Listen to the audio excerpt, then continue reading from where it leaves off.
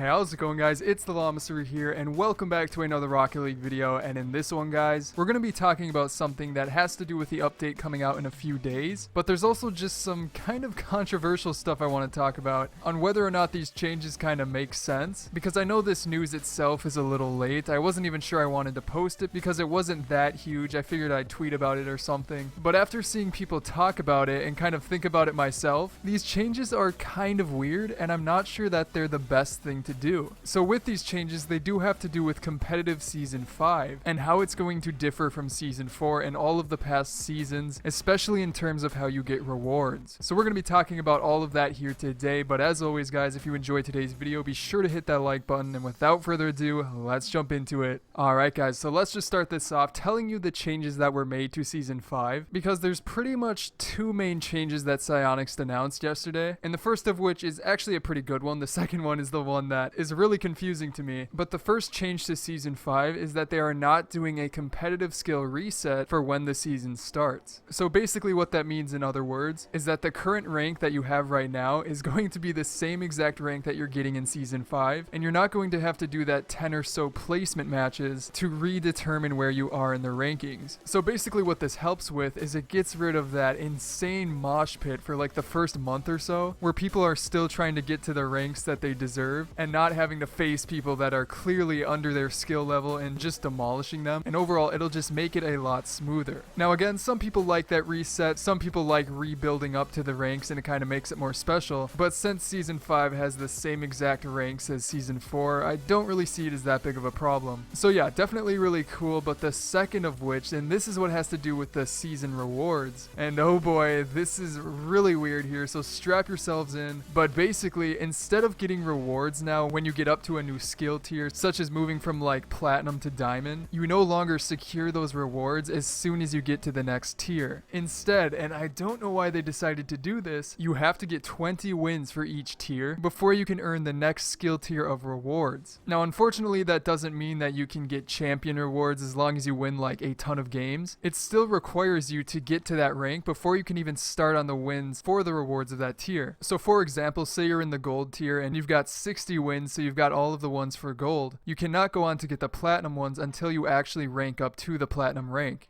So, yeah, just why? I really don't know why they would decide to do this. It just seems like so much more work for us to play to get the rewards that we would just deserve if we did accomplish a new rank. And it's not like getting to new ranks is just this easy task. I mean, you have to absolutely grind to get better if you want to make it out of the current tier you're stuck in. And by introducing this, as soon as you get to that new rank, it's not really that special. All of a sudden, you have to get 20 wins in that new rank, or you're just screwed out of the reward that you would have gotten in the old seasons.